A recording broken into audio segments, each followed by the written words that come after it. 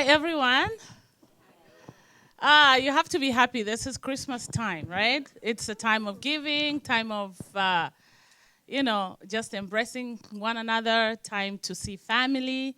And I think you guys, you're my family. And it's time, to just say thank you so much for supporting me throughout the year when I started in September with this. And now you're here. Today is a very exciting day because I think that we have the millennials, we have the Gen Zs. I'm so glad that you guys, my panelists, accepted to be part of this, my journey, right? Stephanie, she is a jack of all trades. Please give her a round of applause. Oh, thanks. Thank you. And now, Havana. Welcome, Havana, and thank you so much for being here. That's Agnes, and again, Agnes, thank you for being here. So he's a member of the Melisizwe brothers. He's the oldest of the three. Give a round of applause to the youngest on our panel. So thank you so much for being here.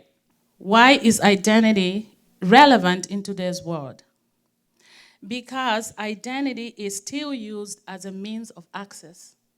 It is also related to privileges or disqualification. Identity meant something different in pre-colonial times. Are we in the diaspora faced with this kind of identity that we are talking about here? Or is skin color a reference point? Now, what we're going to do is we are going to watch a preview of what our community leaders talked about, just a little bit, talked about the last time they were here. Identity, although that the African people by color are said to be dark-skinned, I don't believe that color ought to be the first reference point to define identity.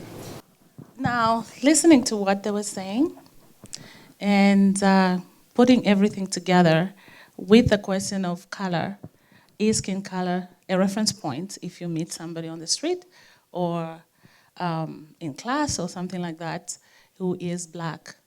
Are you drawn to that person because of color? Well, I'm going to answer and say yes, of course, because we all long for someone that looks like us or to be with people that have experience that are similar to ours. And naturally, we're drawn to our own people. We're drawn to come together and create something. The reason why we seek another is because we're always feeling that we want to gain something, and it's something that we're always missing. It's like out here in this place in North America, you're looking for some place to call your home, but you search outside, and people are telling you all these different stories about yourself, but you don't know. You're really confused because it isn't true. Most of the time, it isn't true. So that's why you seek another, your brother, your sister, your friend, because you want to find the truth in who you are, and you're looking inside of them for them to tell you. But the problem sometimes is that when you seek the truth, a lot of it is always kind of clouded and mistold and changed so that you can't really tell who you are. So that's why we're always seeking out people who look like us, because we see the truth in them, but we just don't realize it, right? Yeah. And I like the way you say it's mistold. That's a new word for me. So it's really important because he's a young man, and he's talking about how things are convoluted out there, right? It all comes into miseducation, right? It's nothing new. It's like For instance, you have to go back and if you know history, you know that 99.9% of what they told you is all nonsense. So whether you're black North American in skin, or black Central American, or black South American, or East or Pacific or whatever, it doesn't matter. Like when I walk around, for instance, like I'm just my shade is black. You know what I mean? Like it doesn't matter if my hair is different tone or whatever. Yeah. This is what it is. This is what society sees us as. And at the end of the day, it's more so what we can build together, right? So we have to first debunk their nonsense Yes. and then come forward in like developing a proper expression in a sense that like if we don't look after ours, nobody else will. You know, and whether it's come from the economics process, okay, but I'll get into that later. But with y'all, but it's a strong piece again, as we say. So your identity is a must. You know what I mean? Because at the end of the day, you know, I don't like to brag, but our genetic code is completely different from the other. You know, so when it comes to we have the dominant genetic code, but for quite some time since before Darwin and the evolution nonsense, we were considered what, like in I like to call North America the desert because it's a lack of culture in a sense. So like you have that in the process where we're 1/5 of a man, like that nonsense, Exactly, and it's still carrying in all process of society till this day. So identity is a huge thing. And just to add on that, do you think conversations like this will actually bring about an awareness to the young people, especially? Because I think that generations to come are the ones that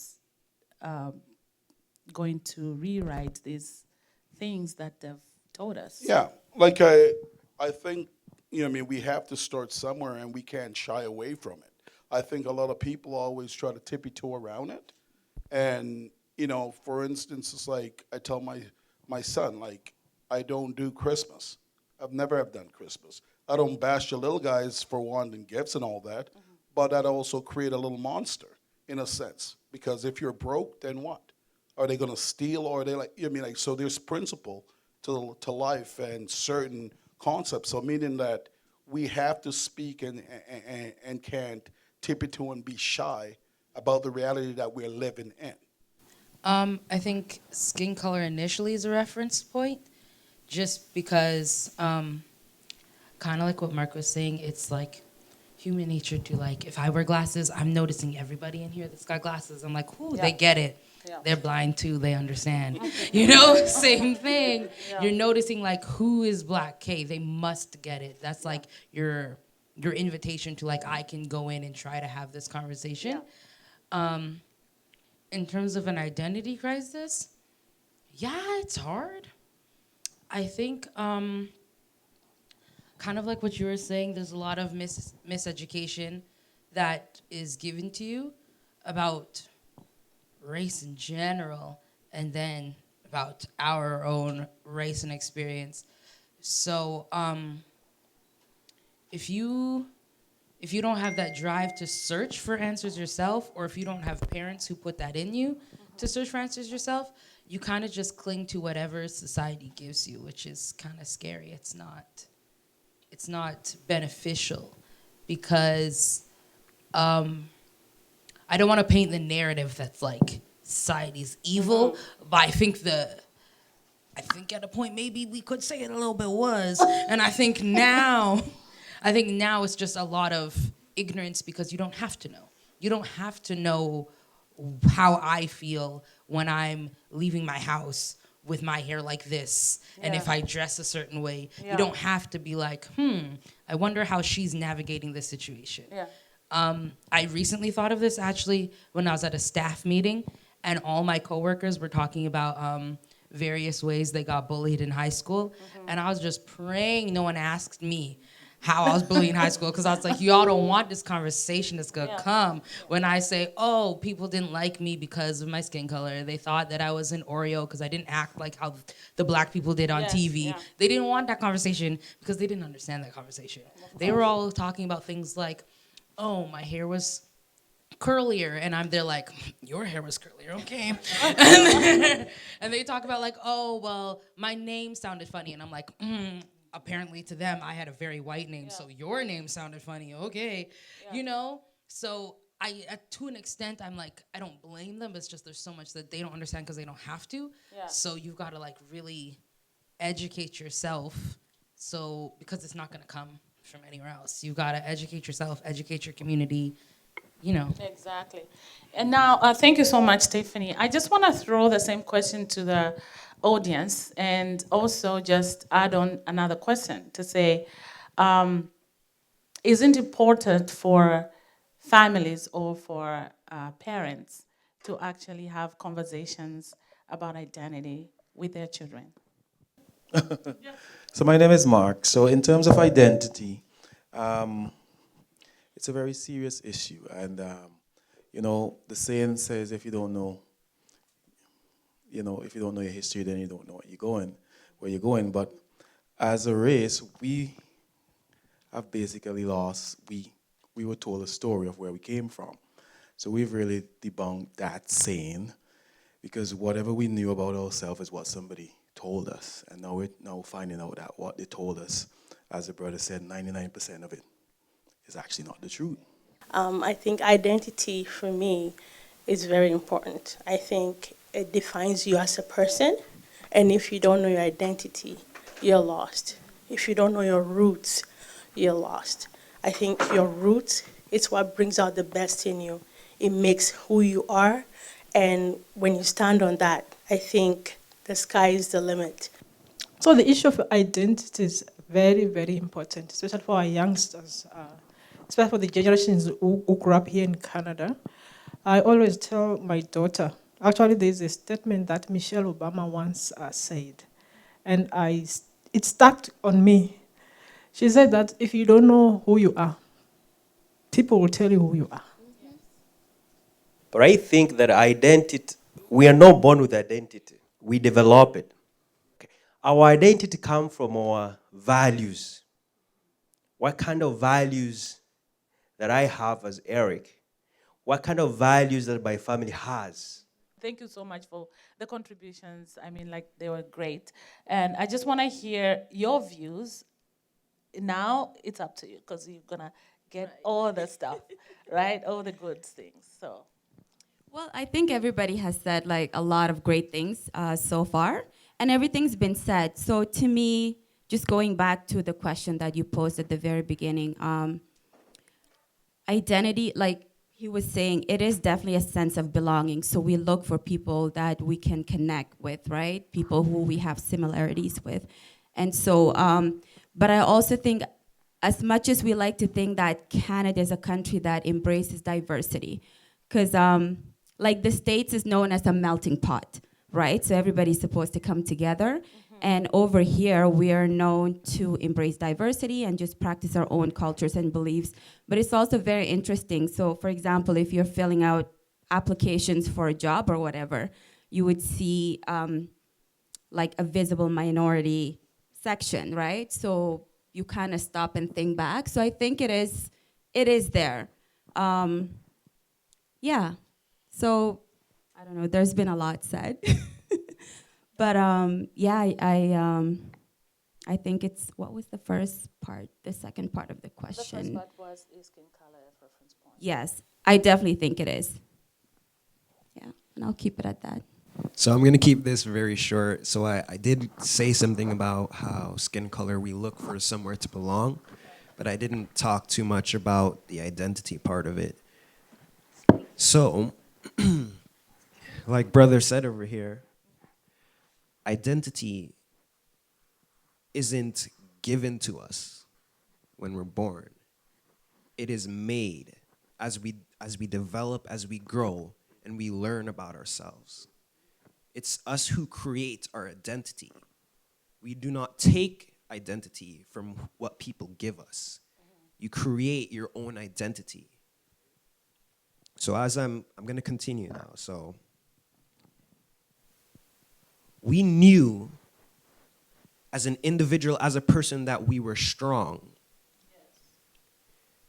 That when they came onto our land, our beautiful country, that they could not take what was ours. We were strong. We defended each other. We grew together.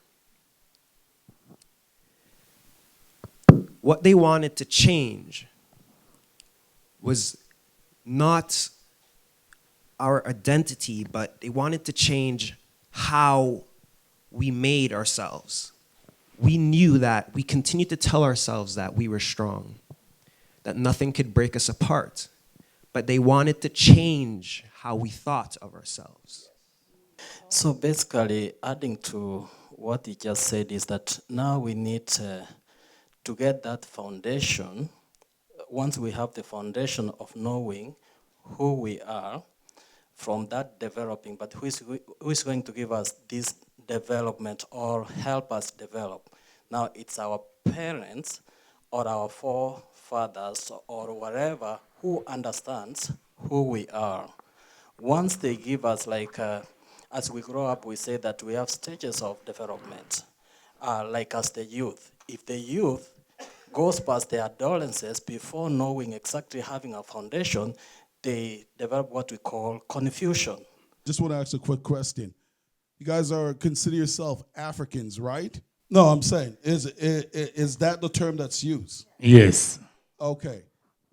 Upon that alone, that is like the wrong identity of what it is, because the term, I don't know if you guys know who Hannibal the General was. One of the greatest of all time. A black man from North Ethiopia, it's called, like as in the continent. You know, there was Lower Ethiopia, Upper and Down Ethiopia, meaning Asia, which is known as the Asiatic black man, was the original man. But that's a different story. I'll get there. But the concept of what it is, when Hannibal took Rome, and this is why Rome started like a fall apart, was the general that he fought, his last name was Africanus. What Africanus did was he sailed across into northern Africa, got his backup troops that was there, and then beat Hannibal when Hannibal came back around by using the same technique. Upon that, the name Africa was given to the mother continent that we know today. So people have to know history, again, to fully understand themselves. Yeah, so just one thing that I quickly wanted to add, I know somebody mentioned the whole thing of divide and conquer. As we all know, that's a very powerful, I guess, tactic, and that's really what has happened in Africa. And just going back with the whole identity thing, like my biggest issue is I feel that even as people, like I went back to my country last year for the first time after a very long time, so over 20 years. And what I noticed is the people themselves are not united, right? And this is a huge issue. So there's just war within the tribes, and of course, it's part of a bigger picture of what's happening. But that also, it's another barrier, and it makes it that much challenging for us to develop and maintain that identity, and to even pick up and go where we need to be. So I think that's something else that we need. Like, this is a beautiful conversation, but yeah, just unity, I think, would be a great place to start. And that's just talking about everywhere in Africa. Like, I'm sure it's not just South Sudan. Okay, Yeah, I'll leave it at that. Okay. I thank you so much for all the contributions once again. I just want to go back to where we started when we launched. I think that we talked about black misconceptions of I am black, but I'm not African. I am African, but I'm not Caribbean. I am African, but I'm not Afro-Brazilian. I am black, but I'm not African American, or something like that, right? And what he said here was deep. I was just thinking, like, we were a cultured people. We were who we were before, but then they came and created a different person out of us, right? And then we started looking into the West, or we started looking into something that we were not. The other question I may pose to you guys, after all this that we've talked about, do you think we can reaffirm our identity by maybe renegotiating ourselves into the system? What do you mean by renegotiating yourself into the system? Like renegotiating ourselves into the system, meaning that we have to rewrite or unlearn whatever they've taught us. Unlearn those things to find ourselves and start going. Okay. Yes. I think the issue we're talking about is like tribalism, right? Which I don't think is terrible. I think how it functions is the problem. Because there's nothing wrong with being proud to be from here, proud to be from there, proud to be from over here. I don't think that's a problem. I think the problem comes up when that holds too much value. For example, my family's from Barbados and St. Kitts. Love that. I love to say that all the time. Yeah. But when at the end of the day, I'm not gonna be like, ooh, you're not from my island, so you're less than me, or you're below me, or you're from here, so you're higher. That's where the problem comes. Be proud of where you are. Be proud. I think it's good to know your history. I think we shouldn't shy away from those who part of the diaspora. They shouldn't shy away from that. I think for me, that's why I don't claim to be African. My descendants were, and I'm proud that my descendants were. But I feel like it's unfair for me to claim a place that I've never been to, I don't understand, Of course, I think that's unfair. Yeah. And I feel like there's nothing wrong with me not claiming it because that mutual respect is still there. I don't think that I'm better because I'm part of the diaspora. I don't think I'm worse, and I don't think anyone should see me as better or worse. Is this making sense? Yes. 'Kay. Yes. Yeah. Anyone to add on to So that or argue that point? I think my main point is like keep your identity in terms of like tribalism, like whatever tribe you're from, keep that. But I don't think you should keep it to the point where you're putting yourself better than your other black brothers and sisters. Of course, we're all black. I think one of the most unique thing that the system and they use it, the white supremacist system. I just call it the devil system, right? And it is what it is. The biggest thing that's done, for instance, is every section of the world that there is black folks, the technique have been done a little bit different. So, for instance, like in Canada, I'll touch on, like, say, for instance, the Native man with the schooling and all that stuff. Yeah. They use that same technique in Australia, in New Zealand, in Papua New Guinea, Yeah. right? And then in South America, it's a different technique. Moreno, right? Then you have like negras. So the cut, if you're darker, for instance, they say you're a different race. Now, if you look at America's technique, for instance, if you're from the West Indies or anywhere not within America, you're considered other. Yeah. Right? So it's how they use the political tool to divide the people. Yeah, thank you so much. I know those who just came in, we are talking about identity, and we are talking about some of the misconceptions that we have amongst the black people, the Caribbeans, the Africans, the African Americans, and all that. I'm glad that there's this kind of meeting. I've been here for quite a while. My kids were born here, and I didn't know about this meeting if I didn't call my brother. So I think it's important. The community where I live in, there's a number of African, or I don't know what identity you're going to give us, because I heard the sister say she's not African, she's from Barbados. But there's a community of black people and I think this is good. It's good for my kids. It's good because my kids were born here, and God help me, when I'm gone, I still want them to identify as Africans. Hello, I'm Lamin. An identity is very important, and as the brother there said, he said, we have to get to them before they get to them. All right? The little ones, we have to get to them first before they get to them. It's not a matter of us against them. It's a matter of us existing together as human beings. I okay, because you said, and I just want to explain so you don't feel like offended. But okay, you said that if you don't call yourself African, you're not gonna be interested in going.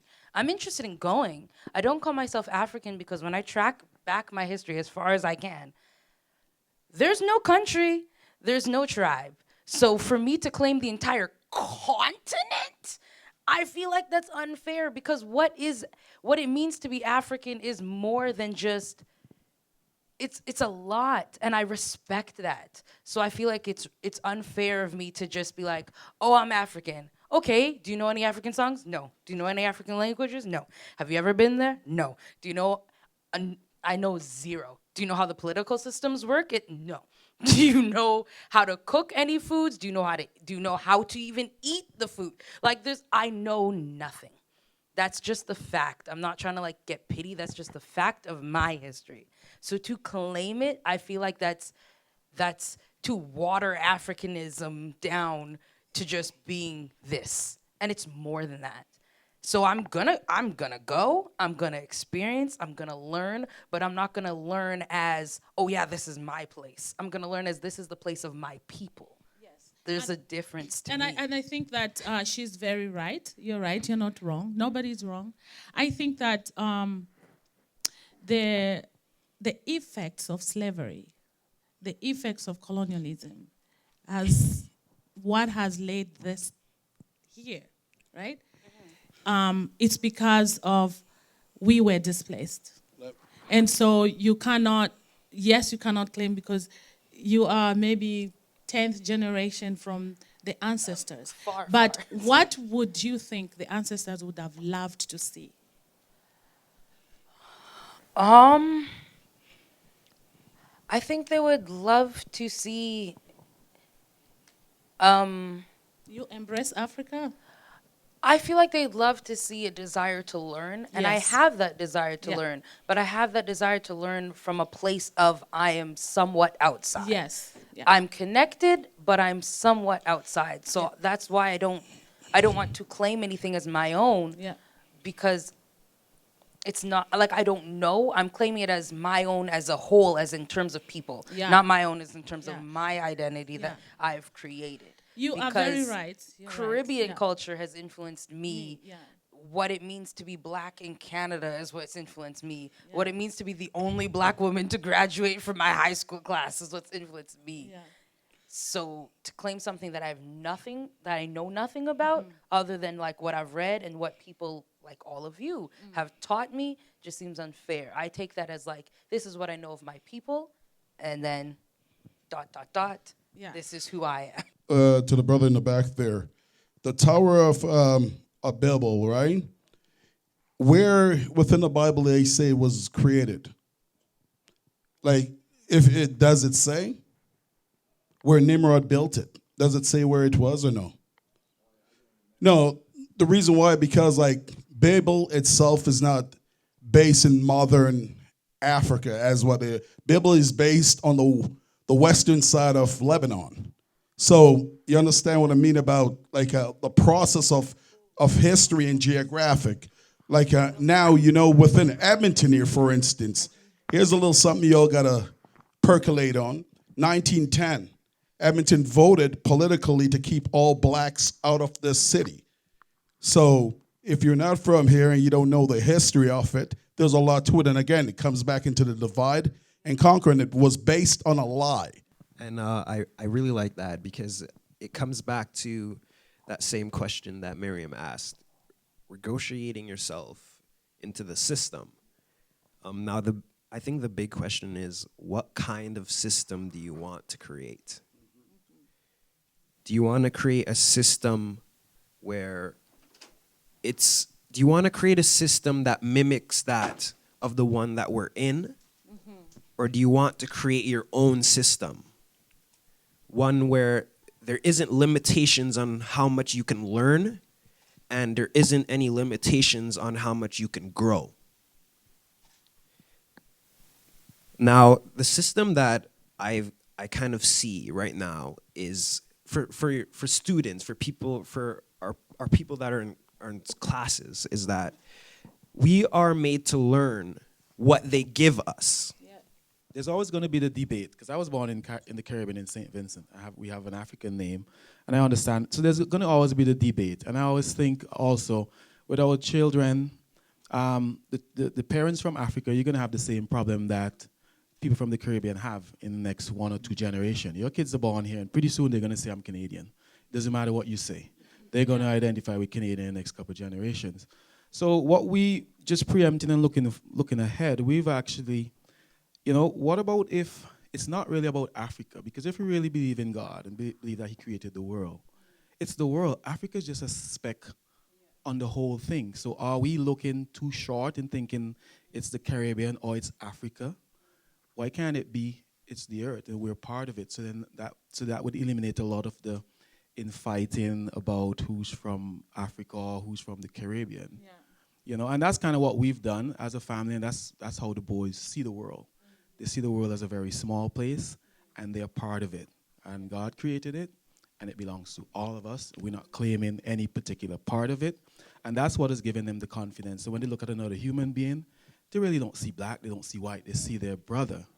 The Chinese came to North America with wealth. Don't forget that. The East Indian man came to North America with wealth. What the black man have got and continue got is zero. They keep booting us up. We have knowledge, don't get me wrong. Knowledge is always power. But in a society where knowledge only goes so far, and every block road, every corner was set up to block us from rising and taking care of ours. You see what they, like from the political construct, whether it's within a mother continent, whether it's in the Caribbean, whether it's in South America or North America, what have they done? They've never said anything to harm the Asian man. They have colonized them to a degree, but not as what they have done with us. Very well, thank you for coming. Very well said. Yeah, no, what I actually wanted to add, I mean, everything you said is amazing and correct. But I guess this is coming from maybe a social work standpoint. I feel like as part of the conversation about our identity and who we are, I think we also need to heal as people. Yes. Healing is a huge part of it, right? A lot of us are broken. I can't speak to anyone, but me, for example, I come from a war-torn country. And so a lot of this stuff, maybe not me, but my parents or even the older generation, they've seen a lot of traumatic and experienced traumatic events. And so I think that also plays into just us.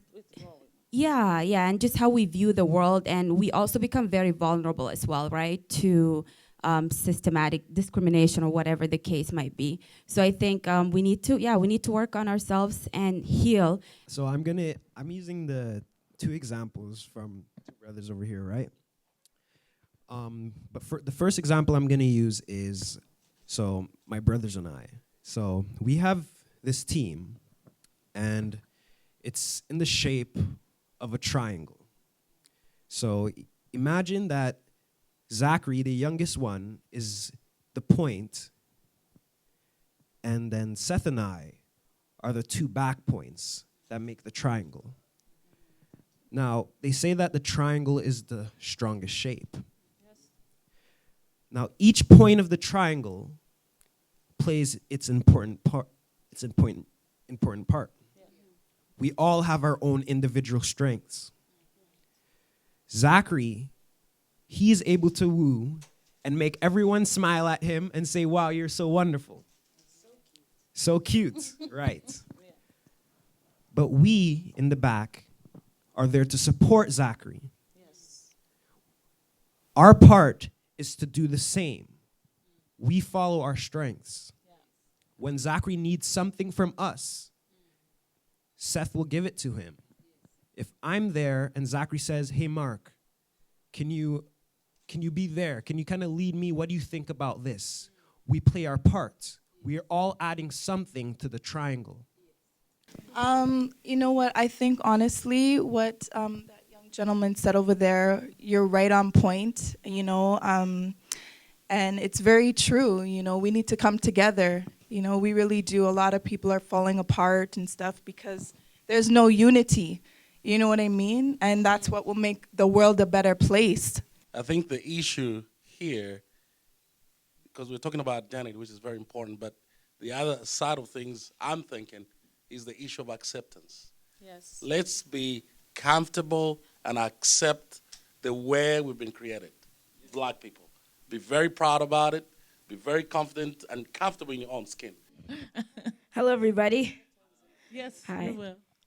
I'd just like to say something because I haven't said anything throughout the day, and I know that most of you were talking about uniting as Africans and as one, and just creating your own environment where you can be free and I understand that part, that aspect of being an African and being proud of who you are, but also what I see, especially because I'm 12 years old, and I've been to lots of places. I've been to Brazil. I've been to England, and in Brazil there's hardly any Black people there, right? Because where the Black people are, they're in their little environment where they're working together, right? But I see that one aspect, and I think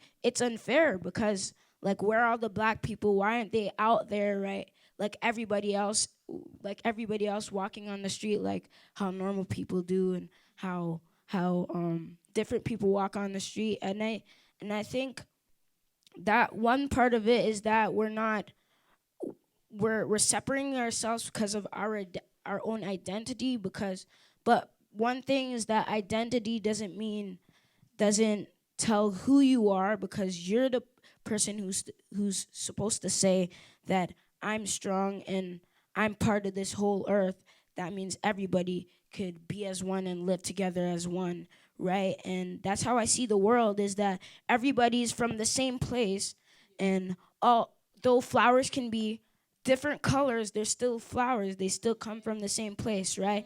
So that's how I see the world, is that everybody can come together, no matter Black, white, Chinese, but also if you know where you're coming from, if you know where you're from, then you know where you're going. Thank you so much. We are running out of time. I know I had so many questions to ask, but I think just the subject of identity, it's such a big issue that it talks about education, literacy, right? And everything else that, around our lives. So I think that at this point, I just want to thank my panelists here. They were so great. Weren't they great? Can you give them a round of applause? Yeah, they were so great. I really thank you guys for being here. But I'll give you... to conclude, just a minute to conclude with whatever you want to. I'll start with you.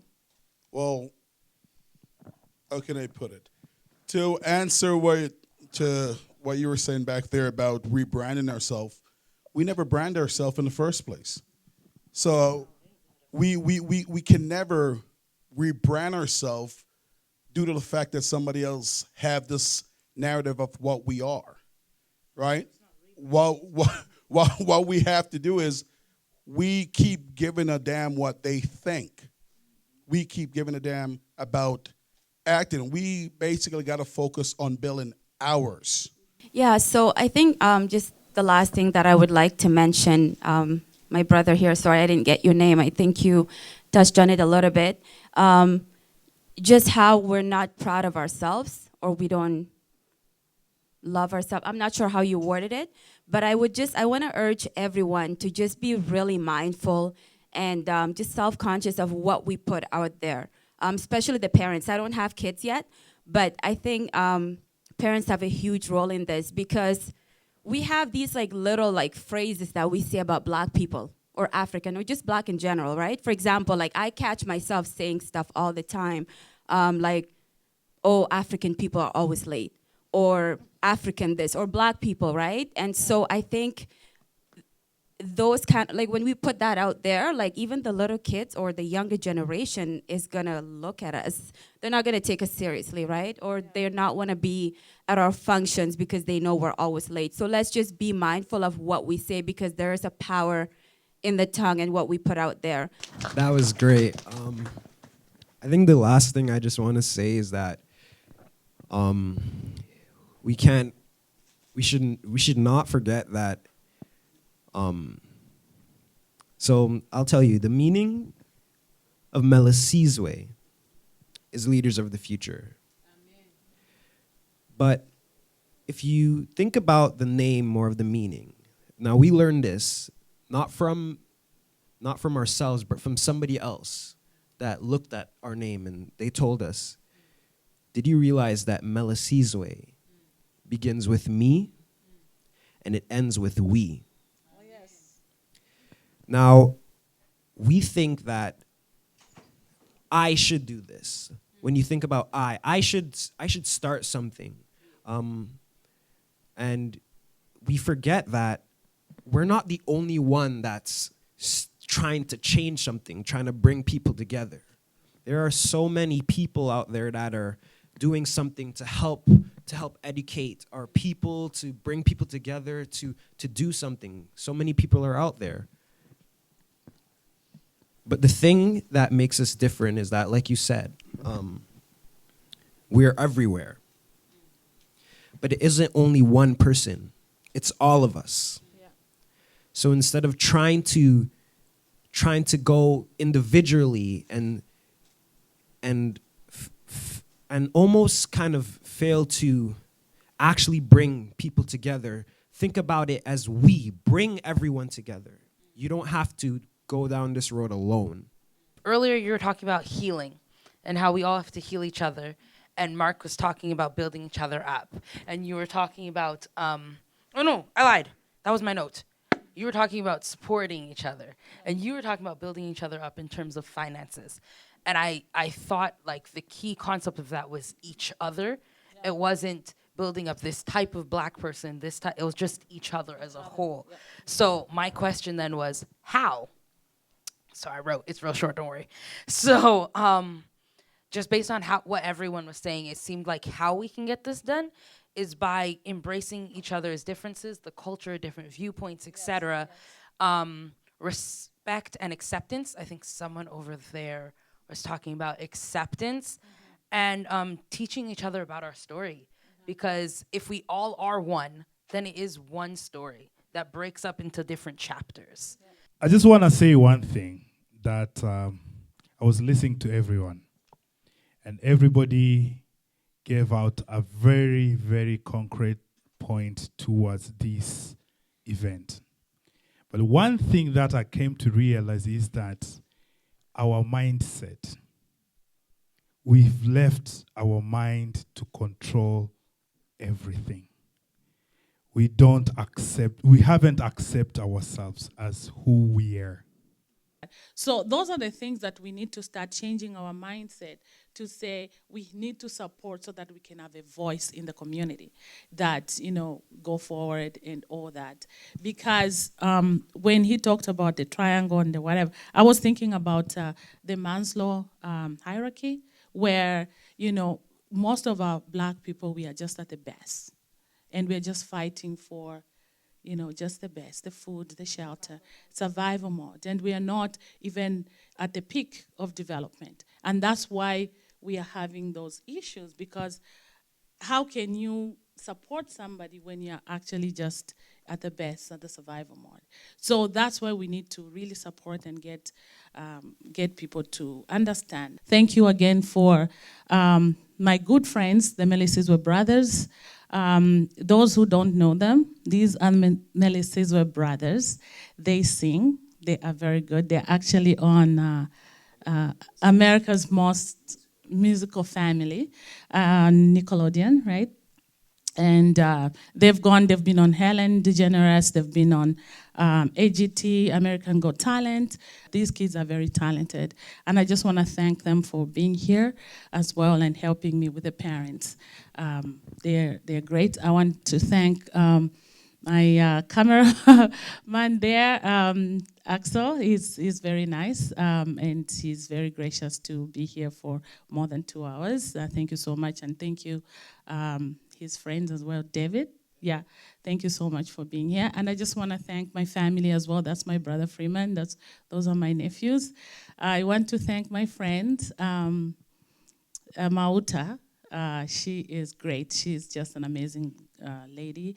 And I also want to thank everyone who's here, who came to attend this event. Thank you so much.